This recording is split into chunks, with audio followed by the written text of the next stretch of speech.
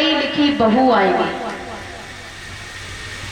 और जैसे ही पढ़ी लिखी बहू आई तो महाराज पढ़ी लिखी बहू तो भाई वह पढ़ी लिखी है और वे तो है अंगूठा टेक। तो उनको काम का है, रोज सुबह उठ के बैल साथ में ले लेते, हल कंधे पे रखते और खेत जोतने के लिए चले जाते।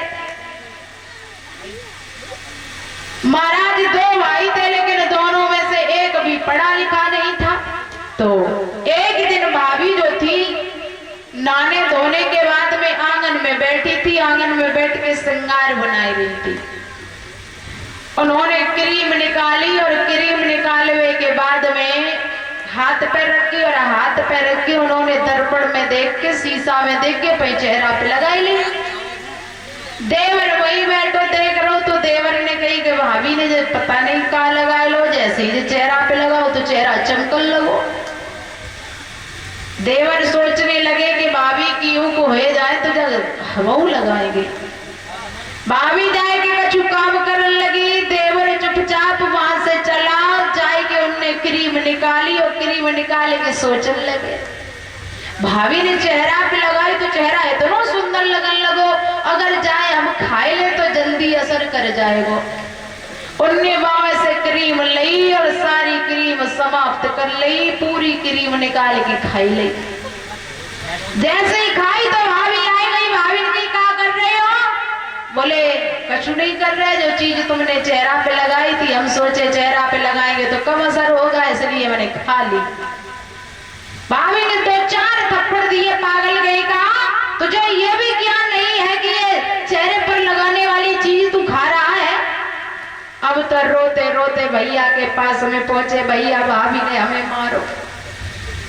भैया सेकंड हैंड खोपड़ी के थे। भैया ने आओ तो को नताओ बैल आंगन वालों जो डंडा हाथ में लेते वही डंडा लेके चले और पत्नी से पूछा बताई कि चुनाव करी दे पत्नी के पीठ में, दे पत्नी के पीठ में, दे पत्नी के पीठ में। पत्नी कहने लगी महाराज बताओ तो कहाँ बात है। बोले जब बताओ तुमने हमारे भैया को क्यों मारा।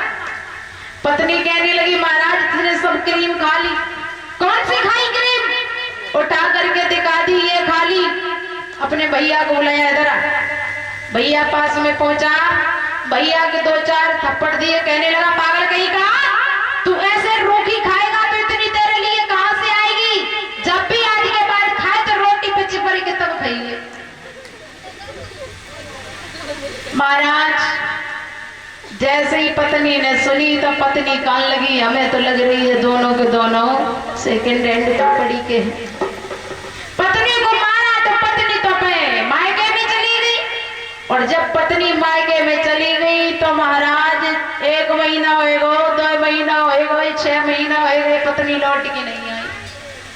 लौट के नहीं आई तो पति ने सोचा कि पत्नी गुस्सा है कि नहीं ऐसा करे अब लेने के लिए जाए। तो पति ने साइकिल उठाई और पहुंच गए पत्नी के पास।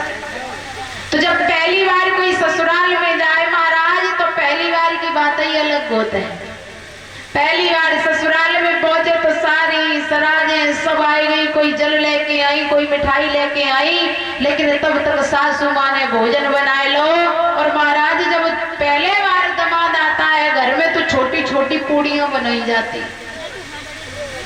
सासू माँ ने थाली तैयार करी और थाली तैयार करके जाएगी दामाद के सामने रख दी, बेटा भोजन कर लो। जैसे ही दामाद ने देखी वे छोटी छोटी पूरी तो चढ़ गए। सोचने लगे थे एक पूरी तो जाकर तो एक ही कौर है। अब वे पूरी खाने लगे, भोजन खाने लगे। क्या करते हैं एक एक पूरी उठाते और सब्जी से लगाते और खा लेते। पत्नी देख रही रसोई में से। पत्नी ने पति की तरफ इशारा करो महाराज एक एक पूरी के 2-2 कौर कर लिया करो। पति सेकंड हैंड खोपड़ी के थे। सोचने लगे जा कह रही कि महाराज एक एक से काम न चलते हो तो 2-2 खान लगो। पति 2 पूरी उठा तो सब्जी से लगा तो फिर खाए ले। पत्नी ने अपने माथे को ठोका भगवान हमारी तो किस्मत ही फूट गई। पति सोचने लगे हमें लगता है इनके यहाँ कोई नियम है कि 2 पूरी उठाओ सब्जी से लगाओ फिर माथे से लगाओ तब खाओ। अब वे 2 पूरी उठाते हैं सब्जी से लगा तो फिर माथे से लगा तो फिर खाए ले। पत्नी ने इशारा किया, महाराज तुमने तो हमें नाक कटवाए डाली। पति सोचने लगे हमें लगता है एक नियम और है, नाक से भी लगाना पड़ेगा। अब वो 2 पूड़ी उठाते हैं, सब्जी से लगाते, माथे से लगाते, नाक से लगाते, तब खा लेते।